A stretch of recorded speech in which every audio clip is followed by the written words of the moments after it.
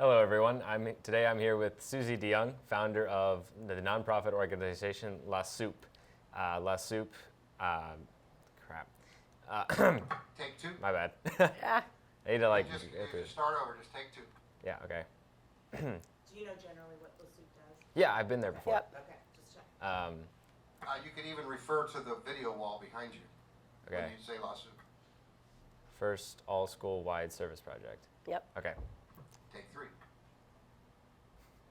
Hello, everyone. Today I'm here with Susie DeYoung, founder of the nonprofit organization La Soup, and they are organizing the school's first all-school nonprofit fundraiser.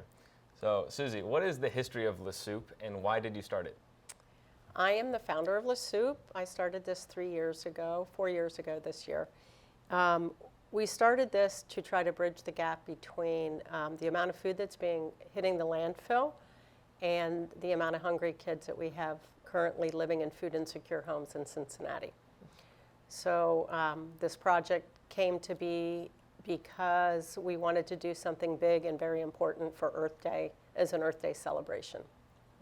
La Soup, what they do is they repurpose food that would normally be thrown out from restaurants and grocers across the city and then repurpose them in their little kitchen in Newtown to be sent to less fortunate areas to be consumed perhaps by those who don't necessarily get the necessary amount of food to live a healthy lifestyle. So Susie, could you share with us some stories about or your experiences from feeding those who are food insecure in Cincinnati? Right. So a lot of the schools that we go to, it's hard for anyone to understand what true hunger can look like. And a lot of the kids that we're feeding only have what we would call a corner store, or a UDF probably would be a great addition to their neighborhood because they don't have anything fresh to eat. But meanwhile, at the same time, the grocery stores, if it's just a slightly imperfect strawberry or a slightly imperfect head lettuce, it doesn't matter what, if it's not absolutely perfect, the grocery stores don't want to sell it. So we pick that up, and the easiest way to get nutrition into kids, what we have found, is by making bowls of soup. And that way we can create, the sky's the limit when it comes to creating. And it stays seasonal that way also, because we'll see potatoes all year round, but most everything else kind of follows the season. This month we have tons and tons of asparagus coming to us.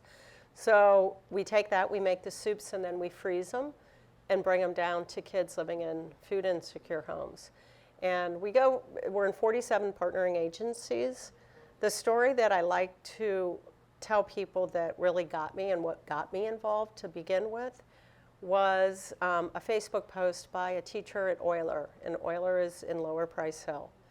And on that post, she said, "I'm probably going to lose my job for what I'm about to disclose."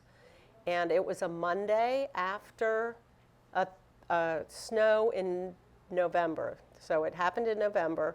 There was a snow on Friday. School was canceled. Because the school was canceled, the kids in her class had not eaten since lunch on Thursday. They came back to school on Monday, so Friday, Saturday, Sunday, come to school on Monday, they still haven't eaten. And the child that she referred to was put into a desk. She had to go look for the child, put her in the desk, and told her she had to take the state test because it was state testing day. Knowing that she hadn't eaten, the girl was really foggy. She was so weak from hunger, she couldn't even make it up the steps. The teacher literally carried her up the steps and told her she had to take the test. And from that point on, we've gone to Euler twice a week to try to keep the kids fed. And then we've spread that throughout many, many, many schools, probably 47. Like I said, partnering agencies can be rec centers, churches, schools. Pretty much anybody that has reached out to us, we've been able to fulfill the need. Wow, that's amazing.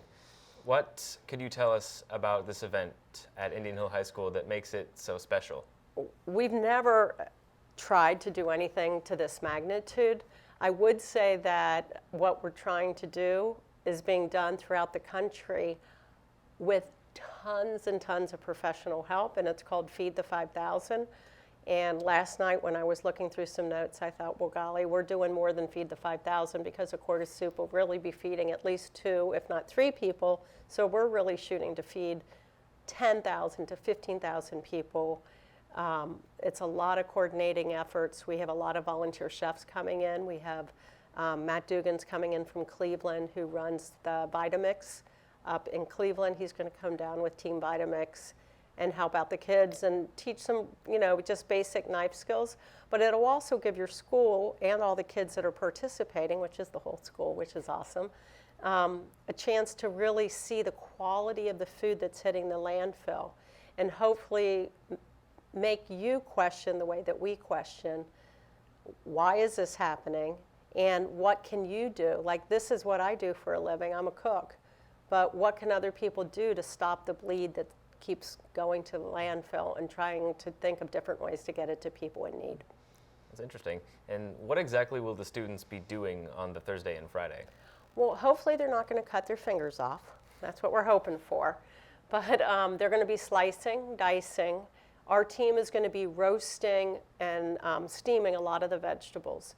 In the last couple months, I and the team at Le Soup we've been preparing what we call soup base. So basically just purees of vegetables or purees of potato, that the fresh vegetables that we'll be cutting and slicing and roasting and seasoning will be added to that. And then the following day on Friday, all of the soups will be put together in 5-gallon buckets, and I think we're going to have 200 and some odd buckets of soup that will be corded up, meaning they get ladled and then labeled and then frozen and then put on a pallet, shrink wrapped, and put onto a freezer semi-truck Awesome. to be distributed. Awesome. And so the kids here should understand that this is a really, really unique opportunity for them to really see firsthand what the experience of what can happen when everybody gets on the same page. That's great. Yeah, La Soup is also a very informative and fun way to learn valuable cooking skills for those who are going off to college and living on their own eventually. Thank you very much, Susie, for joining us today. Thank you for having me. Good luck in college. Thank you.